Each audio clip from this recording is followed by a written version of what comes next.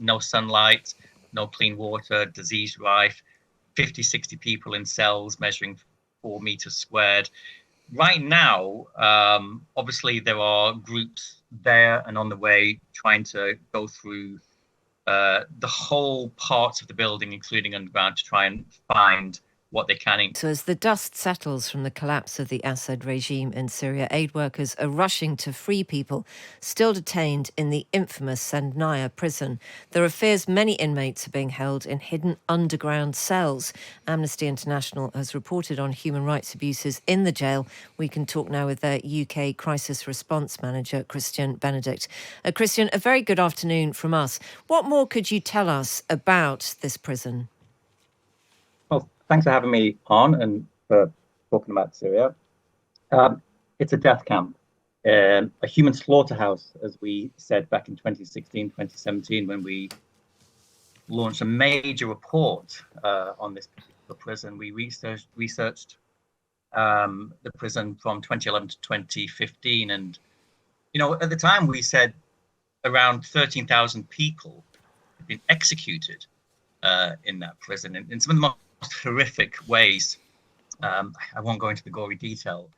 A lot of them were starved to death. A lot of them died from diseases. Most of them were hung, though. And it's a monumental day to see the videos, to see the scenes of people being released in their hundreds, in their thousands, actually, from Sednaya. People being reunited with their families. People have been disappeared for years. Some of them 20, 30 years have been locked away without sunlight. It's a monumental day for Syria, for Syrians. It's their victory. You've spoken there, Kristyan, about how much you had reported at Amnesty International on the human rights abuses that were taking place in Sednaya. So when you had done that before, what had the international response been? Because we are surely hypocrites if we are going to show this vast vat of empathy and emotion now about something that actually was known about then. Sure. I mean, a very heavily secured detention facility. I mean, the reality is the keys were held by the regime. And of course, there was early attempts to negotiate. That fell apart in the past few years. There's been attempts to negotiate. That didn't come to pass. And it tells a story about why some of Assad's allies gave up on him. There were attempts, though, and there were important initiatives, not as groundbreakingly newsworthy, but big institutions set up to search for the disappeared, to support groups that work on looking for the disappeared, that work on rehabilitation once those people are found. So there's a lot of work that was done in advance of the liberation of not just Sednaya, but other prisons across Syria. Groups were set up in advance. Syrian groups themselves were already established to help find and look for the disappeared on behalf of families and behalf of victims. And how much Kristyan, how much was known about what was happening inside that prison within Syria? I mean, I take your point that for many people, they simply didn't know where their loved ones were. But there are always people who work as guards or whatever in these places who know the kind of things that were happening. So tell us about its reputation. Yeah, absolutely. And when we did the research into Sednaya prison, we, of course, spoke to people who somehow were lucky enough to get out, and, of course, their families. So we had testimony there, but also defectors. That was really, really important. It's always crucial in such a closed country like Syria that you're engaging with defectors. So they could tell us the architecture of the facilities, the timings of when things happened, the numbers of detainees, the types of torture, the basic banal bureaucracy of this execution site, how it happened. So that's what we documented in our report that we put out back in 2016, 2017. But not a huge amount of information, including the detainees. A lot of the research we got from them was not through anything written or visual, because most of them were blindfolded. So it was audio analysis, audio-based research. very, very difficult and innovative research to do. Yeah. But we managed to build a structure of what Sednaya looked like on the inside and what was happening inside.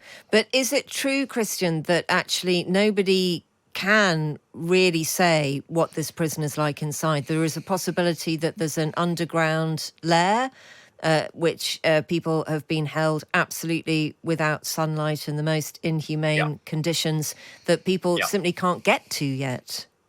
Yeah, and we're talking about Sednaya, but this is common across smaller detention facilities held by various ex-security branches in the regime. But yes, underground areas, no sunlight, no clean water, disease rife, 50, 60 people in cells measuring 4 meters squared.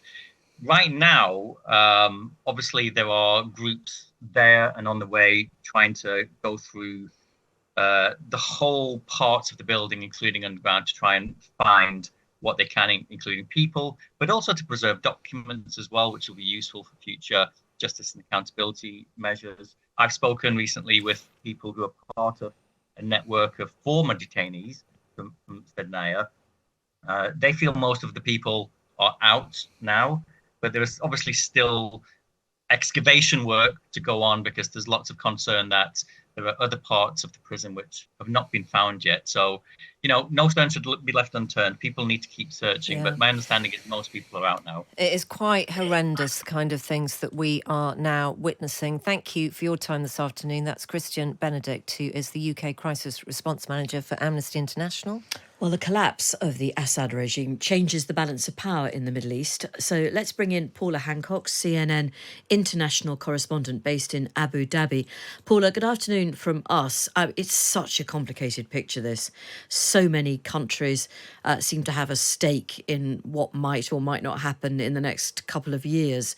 Who do you think benefits most from the fall of Assad? It is extremely complex. That there's no doubt about that. You've got every single country in this region on tenterhooks at this point to see exactly what does happen. And of course, many of the neighbours of Syria are now jostling. You can see Israel putting military on its border because they're concerned. We've heard Lebanese troops being put on their border as well. Iran obviously does not come out of this well. They have lost a key ally in Assad. Turkey, we understand, would have had a fair input into this. So certainly some of those rebel groups were supported by Turkey. They are likely to be pleased to a certain extent with the situation. But it is such a complex picture that we're looking at. We're not looking at a rebel group, an anti-Assad group that has taken Syria. We are looking at multiple groups. These are groups that came together because they had a common enemy. They had a common goal, and that is where the unity potentially ends. Now that common enemy has gone, they have to figure out how to work together. And so this is why a lot of these countries in the region where I am at the moment are watching with great uncertainty, even though some may believe that this is a better outcome for them. What comes next will really decide where the balance of power really is here. Right. So that old adage, better the devil you know, in the case of Assad, was it true, really? But possibly for Israel. Because even though they certainly had no love for Assad, they knew that Iran was sending weapons through Syria to get to Lebanon and arm Hezbollah, who then used them against Israel. They certainly did not support Assad, but they had a relatively calm border. So at this point, we now see the Israeli military moving into this buffer zone between the occupied Golan Heights, which Israel considers part of its territory, and Syria. They haven't been there in a permanent sense since 1974. They're now there because the Syrian regime military has left, and they're really concerned about who fills that vacuum. So they have filled that vacuum.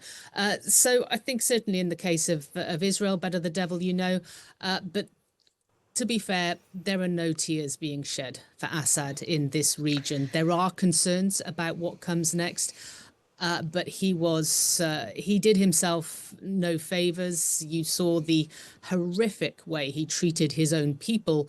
He didn't necessarily treat the leaders in this region in a good way either. There was not a sense of anybody wanting to come to the aid of Assad when he needed it. You saw the two key allies, Iran and Russia. They were really nowhere to be seen when they were needed.